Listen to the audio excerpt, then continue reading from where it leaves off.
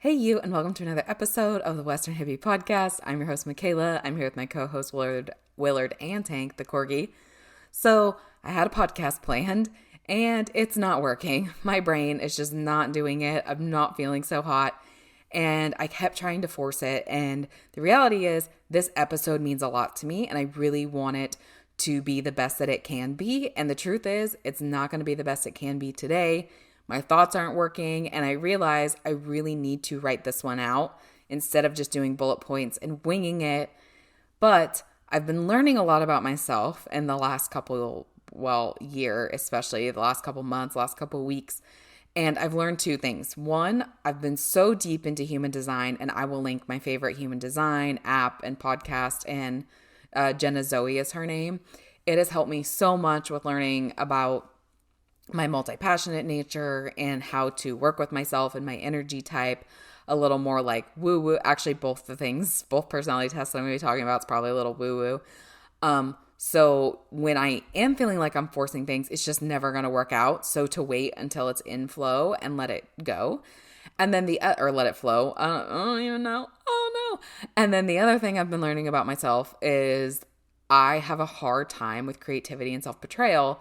And I don't know if you've heard the saying, but as within, so without. So a lot of times that when things are reflecting to us on the outside, it's because it's happening on the inside. So I experience a lot of betrayal in my life because I constantly and continually betray myself. So I promised I would sit down and record a podcast today. So we are here doing a very impromptu podcast because this is me not betraying myself, saying that I'm going to do what I said I would do, with raspy voice and everything, and just, I don't know what we're doing here. So we're here, and I hope you find some value out of this episode. But to be honest with you, this episode is kind of for me to keep my commitments to myself and work on that. So actually I did I'm see why the serious podcast wasn't working out today, because just the brain, she's just not working. I need caffeine or something. I don't know. So I've been reading this book called The Life You Were Born to Live. And what I'm liking about this book is I don't have to read the whole thing.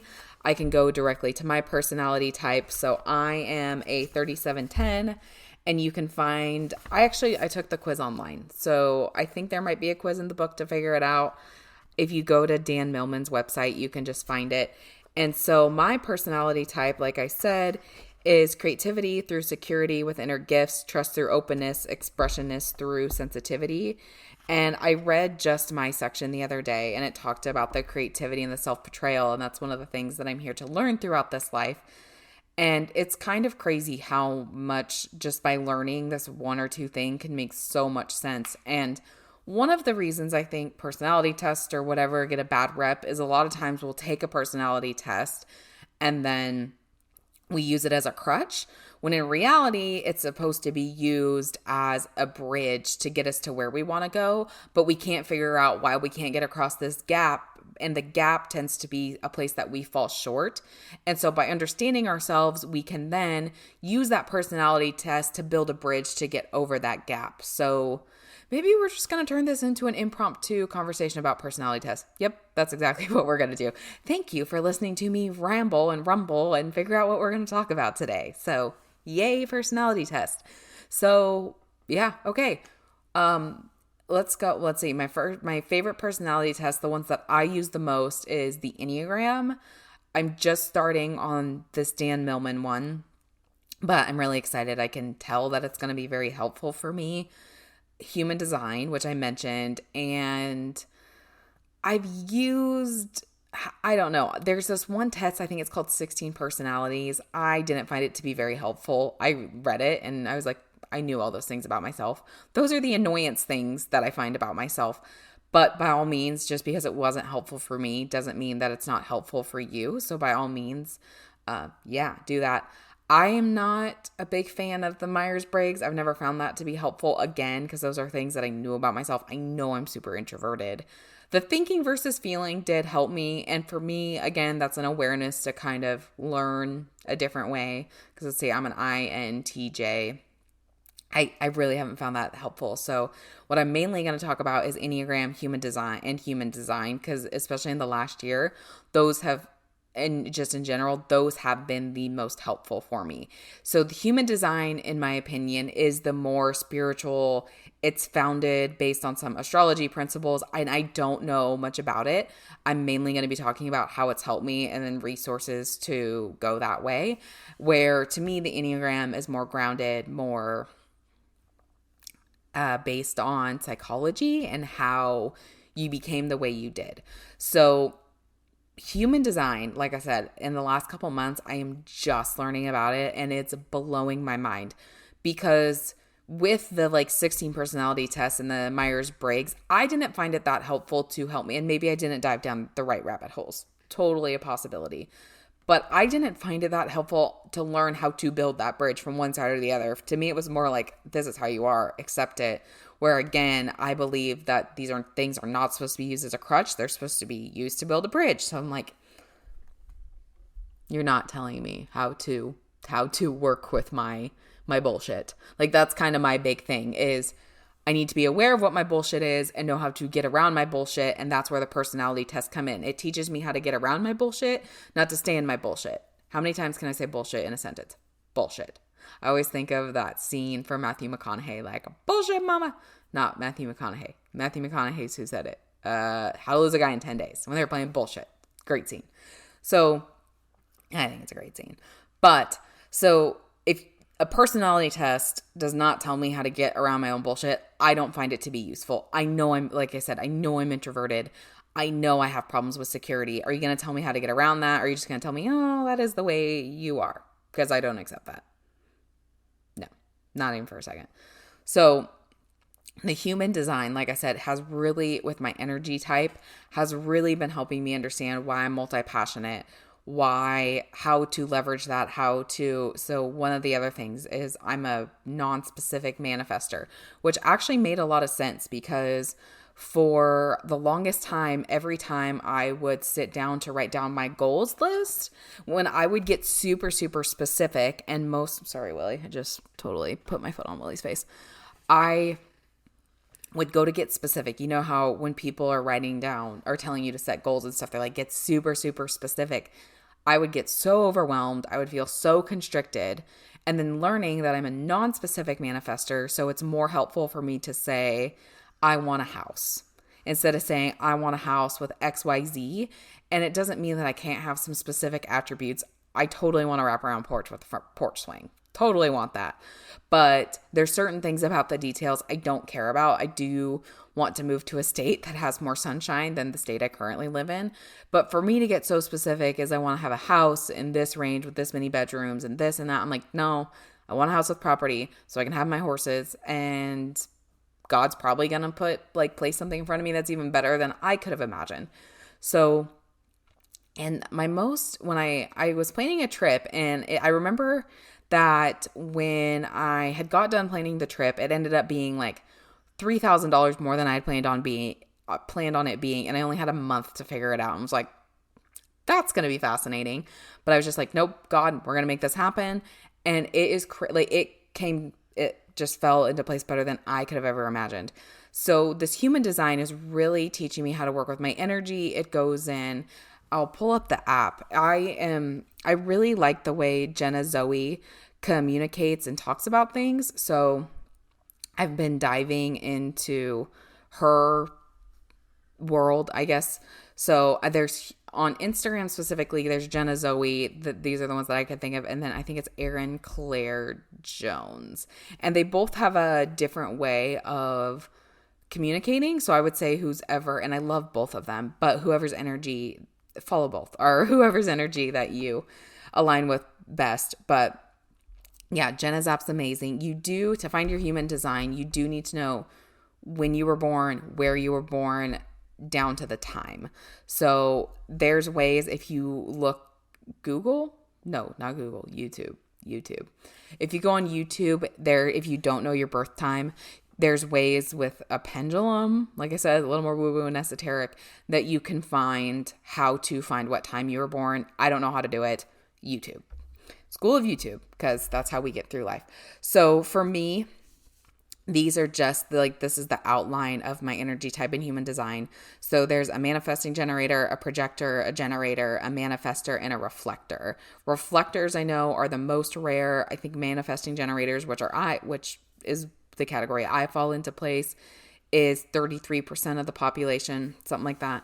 So my energy type, manifesting generator, my intuition, so how I should best make decisions, is emotional intuition. Like I said, I'm still learning about it. I believe is what that means is if I'm in a good mood and someone asks me to do something, I shouldn't make the decision. I should wait 24 hours and get into a neutral mood and then see how I feel.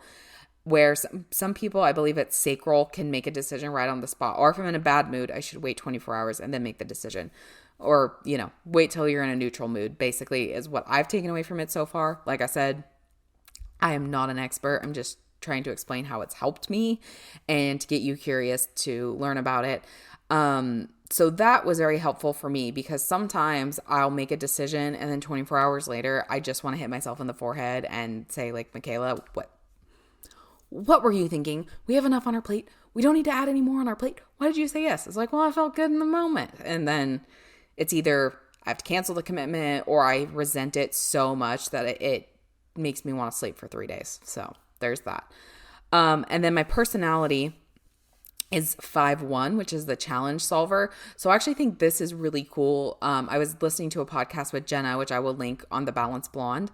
You can't have, like, I can't be a 5-5 or a 1-1 or a 4-4. It's always the first one, I believe, is how you perceive yourself. And then the second one is how the outside world perceives you, which I think is very interesting. And then Jenna in this podcast was explaining how it's helps you. Like, this can be because some people will say, I'm a manifesting generator, but I show up like this, or I'm this and I show up like this. I'm not sure my type is right, but this personality can really play a part in how you show up as your energy type. So I think that's cool. And then my strategy, how I make things happen. And this has been really helpful for me. So when I am seeking out things, and this is part of where this podcast came into play, like why I'm doing this instead of the other podcast, is I say that I want to do something and then things come to me and then I respond basically yes or no.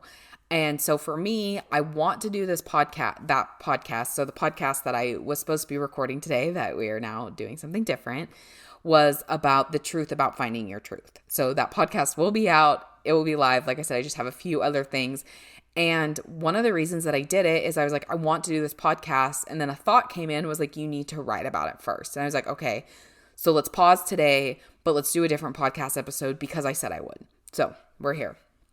And then my sign, then how I know I'm on the right path, is satisfaction. So that was really helpful for me.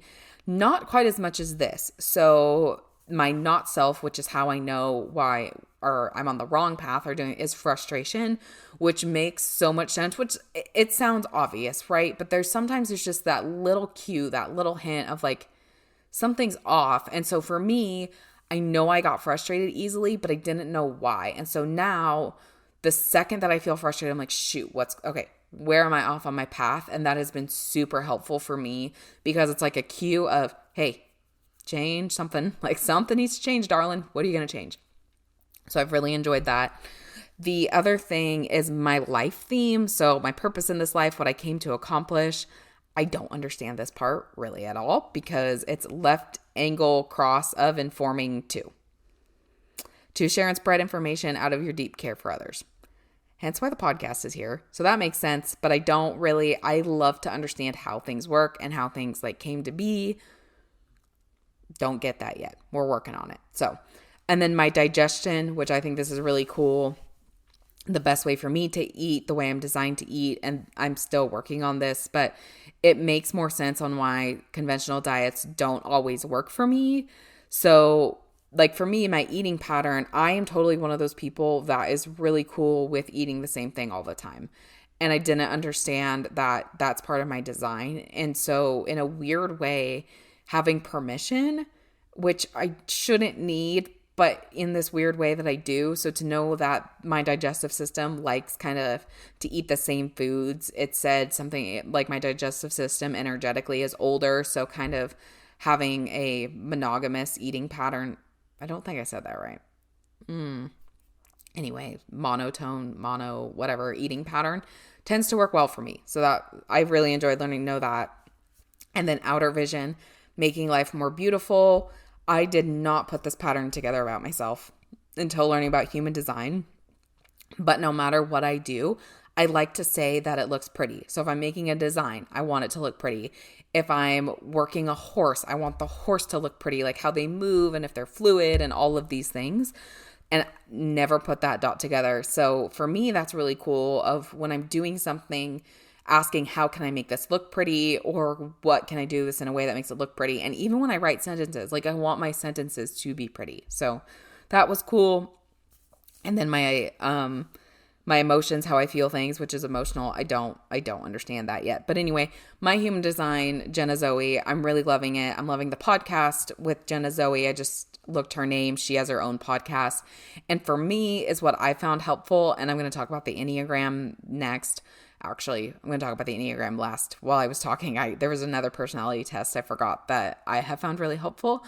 But for me, looking up other manifesting generators has been super helpful. So right now I'm listening to a podcast with Jenna Zoe on her podcast. I think it's called the Reframe Podcast, with another manifesting generator, and I'm a 5-1 and she's a 5-2.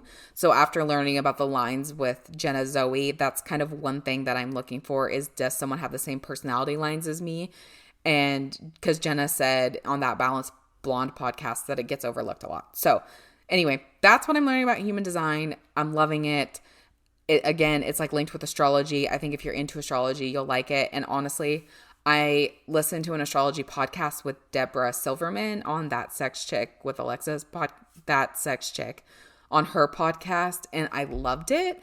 I never thought I would be into astrology, but then after listening to that, after I get done with my deep dive in human design, I might test out the astrology a little bit.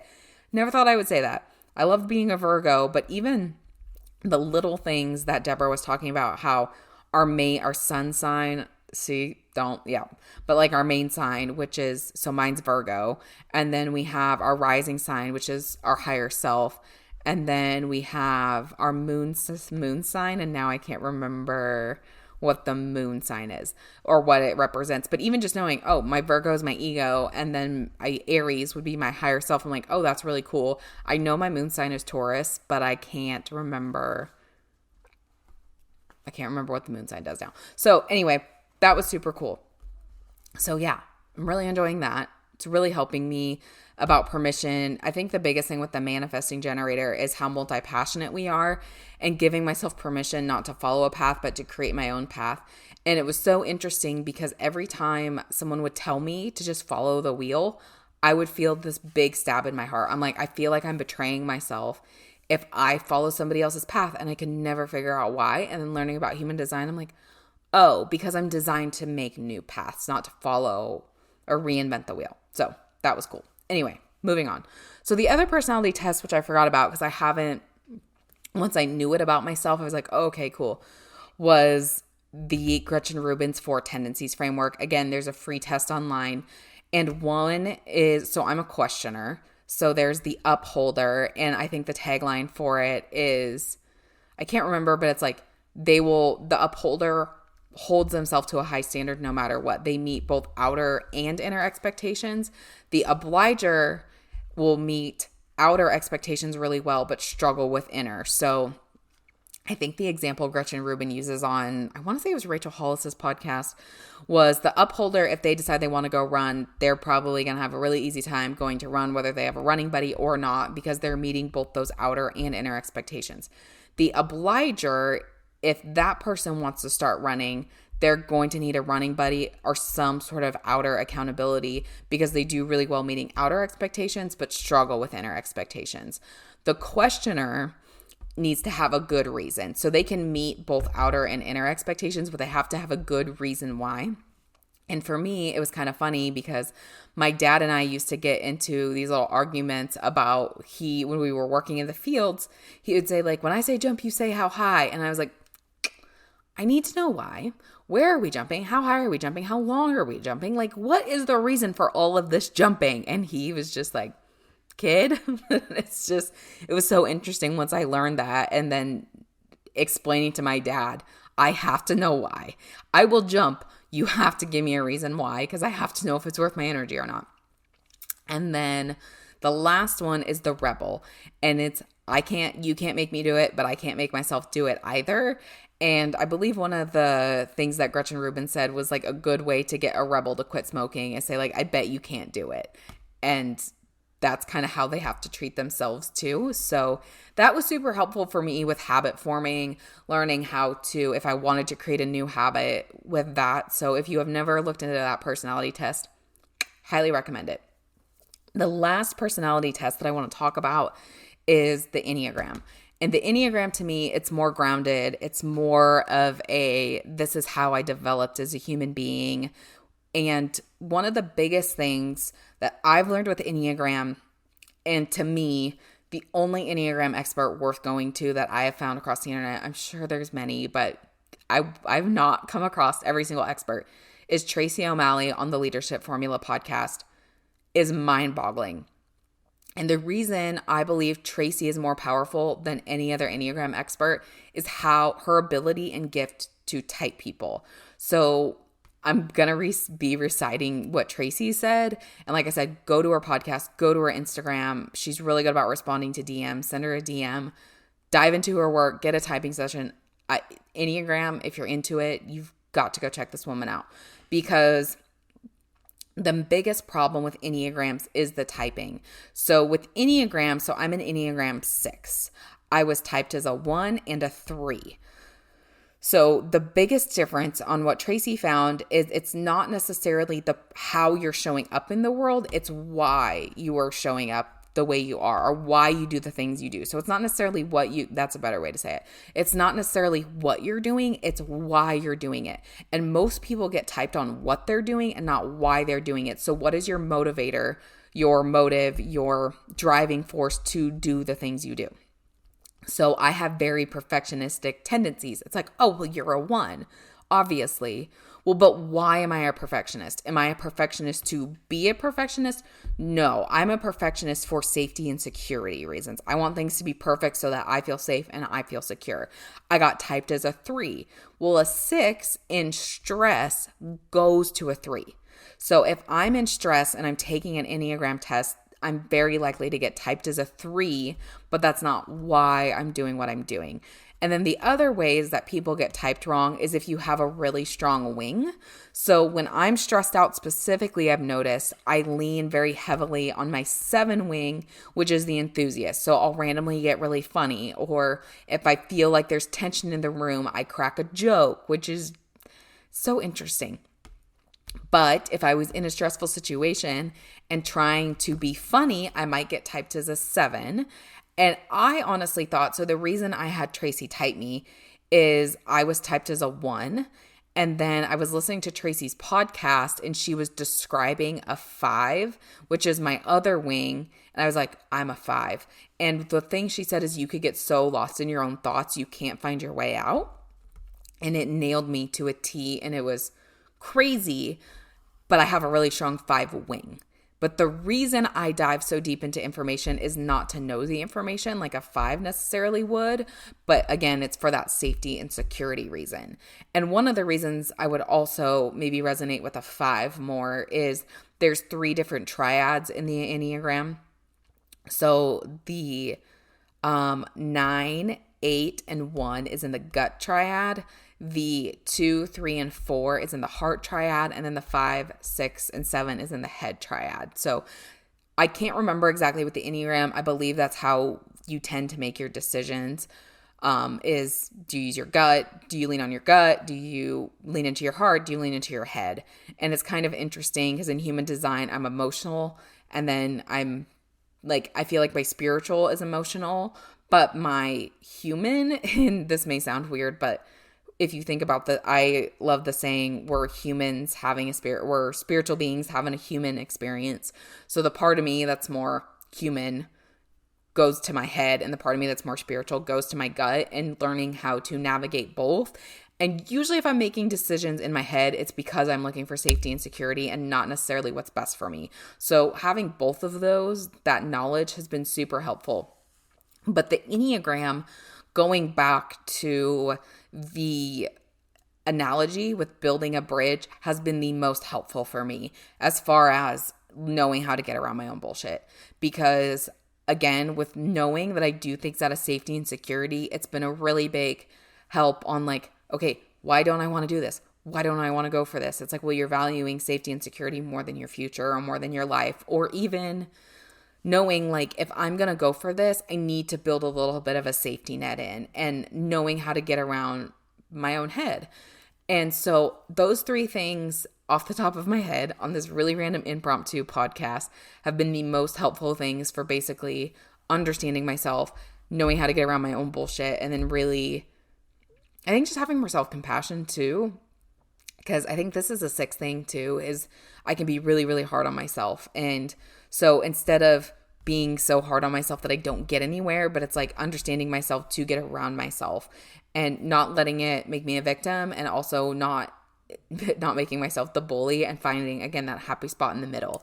So anyway, that is my impromptu podcast that turned into the personality test podcast. So anyway, thank you for being here with me today. I got to go pick up a not so little 14-year-old boy to take him to work. And yeah, that's it. Thank you so much for tuning in. And I don't have a sign off yet, and my brain is still not working. So I hope you have a wonderful day. Don't forget to subscribe to the podcast, leave a review. Let me know if this was helpful. Let me know what you want to see next. And yeah, okay, goodbye.